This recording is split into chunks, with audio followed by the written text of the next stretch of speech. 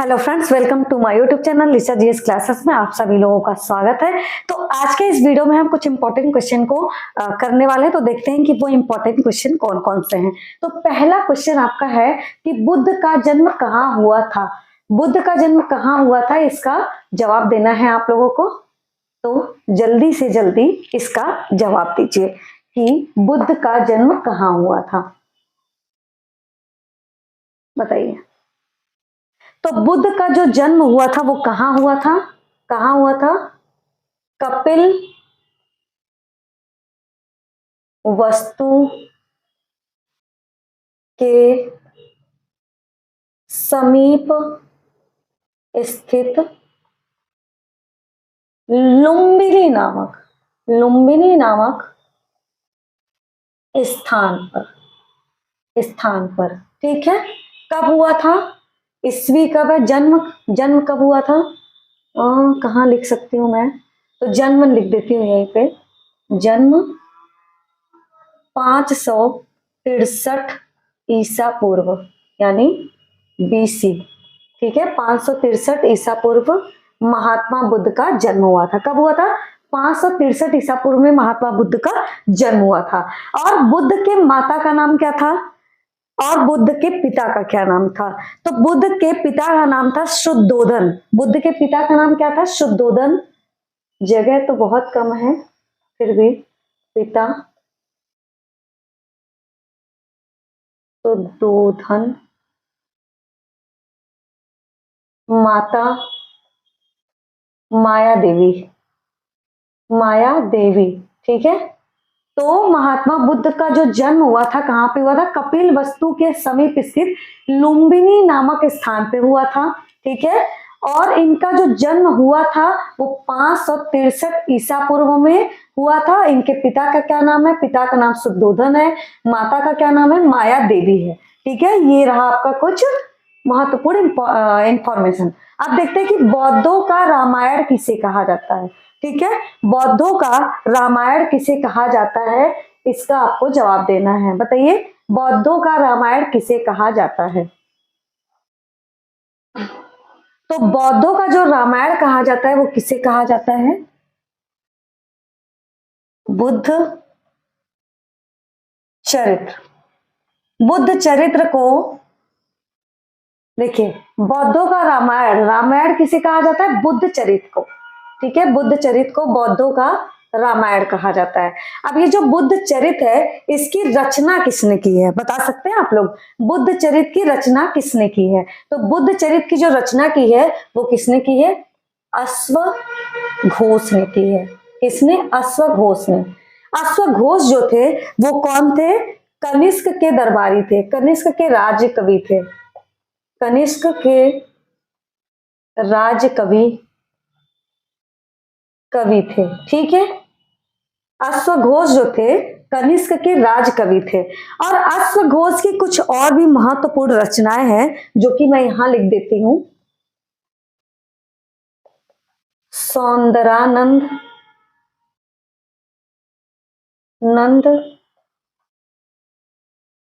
एक मिनट।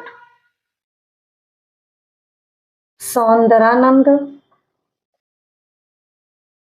इसके बाद आपका क्या हो गया? सौंदरानंद के बाद सारीपुत्र प्रकरण। ठीक है, सारीपुत्र प्रकरण। तो देखिए, फिर से देखिए, बौद्धों का रामायण किसे कहा जाता है?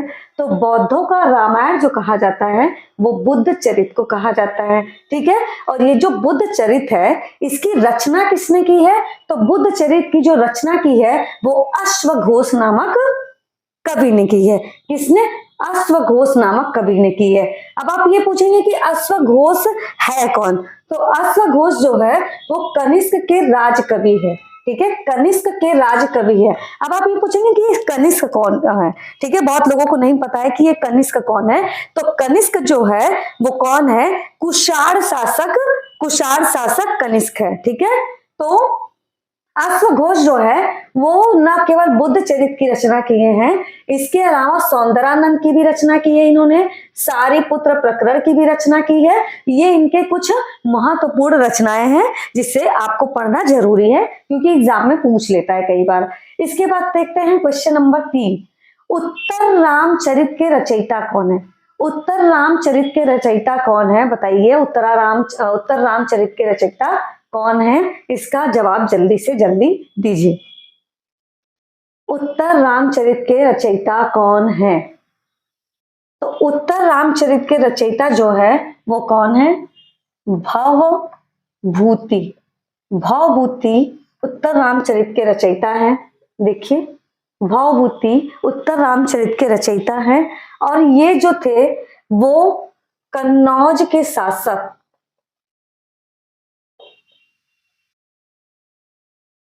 कन्नौज के शासक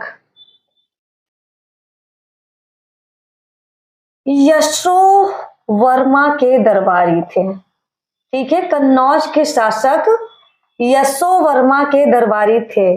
कौन? भवभूति। ठीक है, देखिए भवभूति किसके राज दरबारी थे? कन्नौज के शासक यशोवर्मा के दरबारी कवि थे और इन्होंने उत्तर रामचरित की रचना की है जो कि बहुत ही महत्वपूर्ण पुस्तक है। तो आप ऐसे याद कर सकते हैं, कभी कभी पुस्तक को याद करना मुश्किल होता है, आसानी से पुस्तक को याद नहीं कर पाते हैं, तो हम इस तरीके से पढ़ सकते हैं भवभूतिकृत उत्तर रामचरित, भवभूतिकृत उत्तर रामचरित, अश्वघोष कृत बुद्ध चरित, अश्वघोष कृत बुद्ध चरित। इस तरीके से जब आप पढ़ेंगे तो शायद नहीं याद हो भी सकता है क्योंकि मैंने तो इसी तरीके से याद किया था। तो पुस्तक को ऐसे याद कर सकते हैं। ठीक है, अब देखते हैं चंद्रगुप्त मौर्य की राजधानी थी। चंद्रगुप्त मौर्य की राजधानी थी, बताइए आप लोग चंद्रगुप्त मौर्य की राजधानी कौन सी थी? तो चंद्रगुप्त मौर्य की जो राजधानी थी वो थी आपकी पाटलिपुत्र। पाटलिपुत्र। ठीक है, तो मौर्यों की जो राजधानी थी वो पाटलिपुत्र थी। ठीक है, अब आप ये बताइए कि पाटलिपुत्र को मगध की राजधानी कब बनाई गई? पाटलिपुत्र को मगध की राजधानी कब बनाई गई?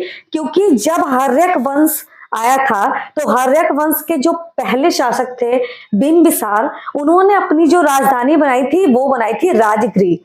ठीक है, तो इसके बाद पाटलिपुत्र को मगध की राजधानी कब बनाई गई और किस शासक के द्वारा बनाई गई? क्या आप ये बता सकते हैं? ठीक है, अगर नहीं भी बता सकते तो चलिए इधर देखिए। तो पाटलिपुत्र को जो राजधानी सबसे पहले बनाया था, किसने बनाया था? हर्यक वंश के शासक उदयन के द्वारा। उदयन के द्वारा, हर्यक वंश के शासक उदयन के द्वारा पाटलिपुत्र को क्या बनाया गया था? राजधानी बनाया गया था। ठीक है, किसके द्वारा? पाटलिपुत्र को सर्वप्रथम मगध की जो राजधानी बनाई गई थी, पाटलिपुत्र को मगध की राजधानी सर्वप्रथम किसने बनाई थी? तो हर्यक वंश के शासक उदयन के द्वारा पाटलिपुत्र को मगध की राजधानी बनाई गई थी। ठीक है, तो पाटलिपुत्र का जो आधुनिक नाम है वो पटना है और मगध को आधुनिक बिहार के नाम से जाना जाता है। ठीक है, अब चलिए नेक्स्ट क्वेश्चन देखते हैं। कुमार देवी किस गुप्त शासक की पत्नी थी? कुमार देवी किस गुप्त शासक की पत्नी थी? ये आपका सवाल है और आपको देना होगा इसका जवाब। कुमार देवी किस गुप्त शासक की पत्नी थी? तो कुमार देवी चंद्रगुप्त प्रथम की पत्नी थी।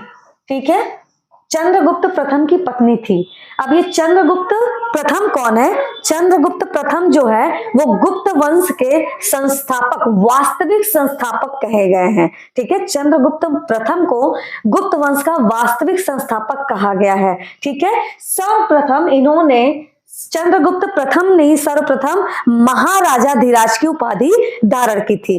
ठीक है, महाराजा धीराज, महाराजा धीराज की उपाधि सर्वप्रथम धारण करने वाला जो शासक था वो चंद्रगुप्त प्रथम था। ठीक है, ये चंद्रगुप्त मौर्य है। ठीक है, चंद्रगुप्त मौर्य जो कि मौर्य वंश के शासक है, और ये चंद्रगुप्त प्रथम जो कि गुप्त वंश के शासक है। इसमें अक्सर कंफ्यूज हो जाते हैं लोग, लेकिन आपको मौर्य वंश का शासक जब भी पूछेगा तो उनके नाम के बाद मौर्य जरूर लगा रहेगा, और गुप्तों के बाद तो गुप्त है ही। ठीक है, तो चंद्रगुप्त प्रथम ने ही सर्वप्रथम महाराजा धीराज की उपाधि धारण की थी। ये क्वेश्चन पूछता है कि वो कौन सा गुप्त वंश का शासक था जिसने सबसे पहले महाराजा धीराज की उपाधि धारण की थी, तो वो चंद्रगुप्त प्रथम ही थे। ठीक है, इसीलिए इनको गुप्त वंश का वास्तविक संस्थापक भी कहा जाता है। अब देखिए नेक्स्ट क्वेश्चन क्या है, हर्षवर्धन के शासन काल में सत्ता केंद्र स्थान कौन सा था। ठीक है, हर्षवर्धन के शासन काल में सत्ता केंद्र स्थान कौन सा था। मतलब कहने का मतलब ये है कि हर्षवर्धन के शासन काल में जो शासन का केंद्र था वो कौन सा था, ये आपका सवाल है और आप दीजिए इसका जवाब, बताइए। तो सबसे पहले जो हर्षवर्धन है वो वर्धन वंश के शासक है। वर्धन वंश के शासक है, या तो इस वंश को पुष्यभूति वंश भी कहा जाता है, या आप पुष्यभूति वंश कहिए या हर्षवर्धन सॉरी वर्धन वंश कहिए। ठीक है, तो वर्धन वंश के शासक थे हर्षवर्धन। ठीक है, बहुत ही महत्वपूर्ण शासक है ये। तो हर्षवर्धन के शासन काल में सत्ता केंद्र का जो स्थान था वो कन्नौज था। देखिए क्या था, कन्नौज। कन्नौज, और कन्नौज को महोदय नगर के नाम से भी जाना जाता है। क्वेश्चन ये भी पूछ लेता है, तो महोदय महोदय नगर, महोदय नगर। तो क्वेश्चन अगर कभी पूछे कि महोदय नगर के नाम से जाना जाता है तो कौन जाना जाता है, कन्नौज महोदय नगर के नाम से भी जाना जाता था, कह सकते जाना जाता था।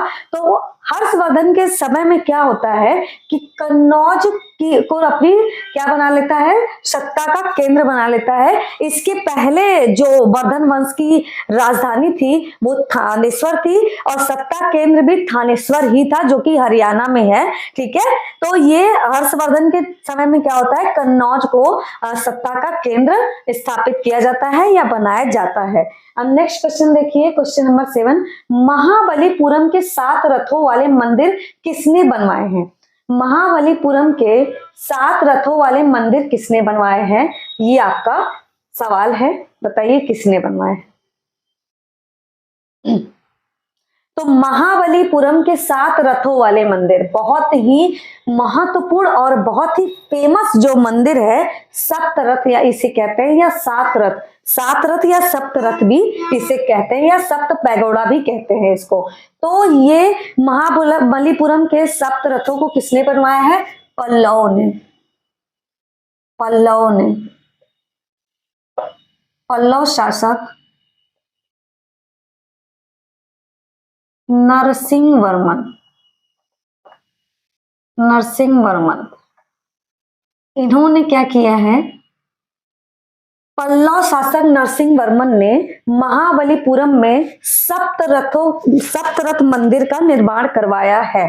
ठीक है, और इन 7 रथों में 7 रथ वाले मंदिरों में सबसे महत्वपूर्ण सबसे महत्वपूर्ण या बड़ा कह सकते हैं जो रथ मंदिर है वो धर्मराज रथ मंदिर है, जो कि सबसे बड़ा है, और सबसे छोटा जो मंदिर है वो द्रौपदी रथ मंदिर है। ठीक है, द्रौपदी रथ मंदिर सबसे छोटा है और धर्मराज रथ मंदिर सबसे बड़ा है। तो ये रहा आपका कुछ महत्वपूर्ण क्वेश्चन, और ये इसको किसने बनवाया था, पल्लव शासक नरसिंह वर्मन ने बनवाया था। इसके बाद लास्ट क्वेश्चन जो है, माउंट आबू के दिलवाड़ा मंदिरों का निर्माण किसने करवाया।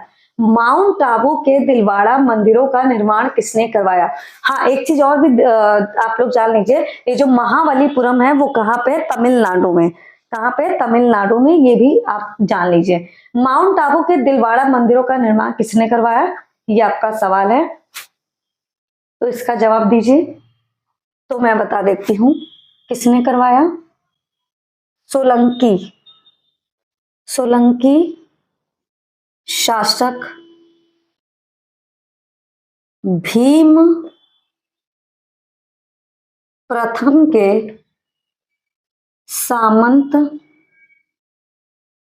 विमल शाह ने, विमल शाह, ठीक है। तो ये जो माउंट आबू के का दिलवाड़ा मंदिर है, इसका निर्माण किसने कराया? सोलंकी शासक, सोलंकी शासक भीम प्रथम के सामंत विमल शाह ने। किसने? विमल शाह ने दिलवाड़ा के माउंट आबू मंदिर का निर्माण करवाया था। ये जो दिलवाड़ा मंदिर का निर्माण कराया था, और ये दिलवाड़ा मंदिर जो है वो पूर्णतः संगमरमर से निर्मित किया गया है, पूर्णतः संगमरमर से निर्मित कराया गया है। और विमल शाह मंदिर भी इसे कहते हैं, दिलवाड़ा मंदिर को विमल शाह मंदिर भी कहते हैं, क्योंकि विमल शाह ने ही इस मंदिर का निर्माण कराया था। और ये जो माउंट आबू का दिलवाड़ा मंदिर है वो कहाँ पे स्थित है? राजस्थान में, ठीक है, राजस्थान में स्थित है। और इस मंदिर को विमल शाह मंदिर भी कहते हैं, और ये पूर्णतः संगमरमर में निर्मित है। तो ये कुछ महत्वपूर्ण क्वेश्चन रहे। अब आप ये देख लीजिए कि ये भले ही 8 क्वेश्चन मैंने यहाँ पे लिखे हुए हैं, लेकिन आप अगर पूरा एक्सप्लेनेशन देखेंगे तो आपको कम से कम 20 आपको क्वेश्चन का आंसर मिलेगा इसमें। अगर वीडियो पसंद आए तो लाइक शेयर सब्सक्राइब जरूर करिएगा, और वीडियो को अगर 2-3 बार आप देखेंगे तो जरूर से जरूर ये सारे वीडियो क्वेश्चन जो है वो आपको याद हो जाएगा। धन्यवाद।